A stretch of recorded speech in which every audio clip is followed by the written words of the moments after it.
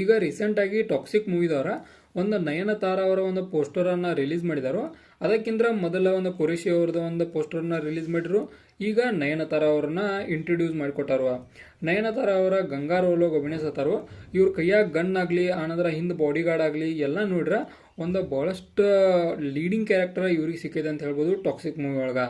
ಆನಂತರ ಕುರೇಶಿ ಅವ್ರ ಬಗ್ಗೆ ಮಾತಾಡೋದಾದ್ರೆ ಇದು ಮೊದಲ ರಿಲೀಸ್ ಮಾಡಿದ್ರು. ಇದು ಕೂಡ ಭಾಳಷ್ಟು ಹೈಪನ್ನು ಕ್ರಿಯೇಟ್ ಮಾಡ್ತು ಒಂದು ಇಂಡಸ್ಟ್ರಿ ಒಳಗೆ. ಈ ರೀತಿಯಾಗಿ ಇವರು ಈ ಒಂದು ಪೊಸಿಷನ್ ಬರ್ತಾರಂತ ನಾವು ಅನ್ಕೊಂಡಿರ್ಕಿಲ್ಲ. ಅದನ್ನು ಕೂಡ ನಾವು ನೋಡಿದ್ದು. ಆನಂತರ ಹಿಂದೆ ಒಂದು ಕ್ರೈಸ್ತರ ಸಿಂಬಾಲ ಆನಂತರ ಒಂದು ಹೆಸರು ಇವ್ರಿಗೆ ಏನು ಕೊಟ್ಟಾರಂದ್ರೆ ಎಲಿಜಿಬೇತ್ ಅಂತ ಒಂದು ಬೇರೆ ದೇಶಕ್ಕೆ ಸಂಬಂಧಪಟ್ಟಂಥ ಒಂದಷ್ಟು ಮಾಹಿತಿಗಳು ಇವರಿಂದ ನಾವು ಕಲೆ ಹಾಕೋದನ್ನು ನೋಡ್ಬೋದು ಮೂವಿ ಒಳಗೆ.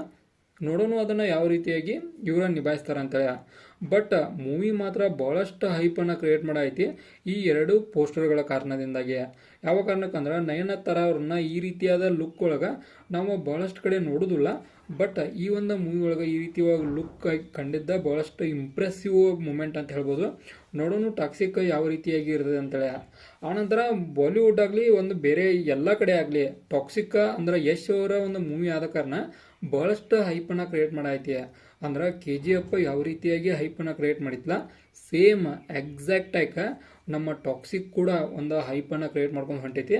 ಅದಕ್ಕೆ ಕಾರಣ ಏನಂದ್ರೆ ಈ ಎರಡು ಪೋಸ್ಟರ್ಗಳ ಅಂದ್ರೆ ಕೇವಲ ಎರಡು ಪೋಸ್ಟರ್ ಈ ರೀತಿ ಹೈಪನ್ನು ಕ್ರಿಯೇಟ್ ಮಾಡ್ರೆ ಮುಂದೆ ಬರುವಂಥ ಇನ್ನೂ ಸೀನ್ಗಳ ಯಾವ ರೀತಿಯಾಗಿ ಹೈಪ್ ಕ್ರಿಯೇಟ್ ಮಾಡತ್ತವ ಅಂತೇಳಿ ನಾನಂತ್ರಿ ಭಾಳಷ್ಟು ಎಕ್ಸೈಟ್ಮೆಂಟ್ ಕಾಯತನು. ಅಂದ್ರೆ ಯಶ್ ಅವ್ರ ಮೂವಿ ಆದ ಕಾರಣ ಎಲ್ಲರಿಗೂ ಕೂಡ ಹೈಪ್ ಹೆಚ್ಚು ಒಂದು ಎಕ್ಸೈಟ್ಮೆಂಟ್ ಹೆಚ್ಚಿರತೈತೆ. ಆದರೂ ನಾವು ನಯನತಾರ ಆಗಲಿ ಕುರೇಶಿ ಆಗಲಿ ಈ ರೀತಿ ಗೆಟಪ್ ಕಾಣ್ತಾರ ಅಂತೇಳಿ ಗೆಸ್ ಮಾಡಿರಕ್ಕಿಲ್ಲ. ಈ ರೀತಿಯಾಗಿ ಇಂಪ್ರೆಸಿವ್ ಒಂದು ಸ್ಟೆಪ್ಪನ್ನು ಇಟ್ಟಾರ ಅಂತ ಹೇಳ್ಬೋದು. ನೋಡೋಣ ಮೂವಿ ರಿಲೀಸ್ ಆಗೋ ಡೇಟ್ ಇನ್ನು 3 ತಿಂಗಳೈತಿ. ಅದು ರಿಲೀಸ್ ಆಗೋಕೆ ಹೆಂಗಿರ್ತದೆ ಅಂತೇಳಿ.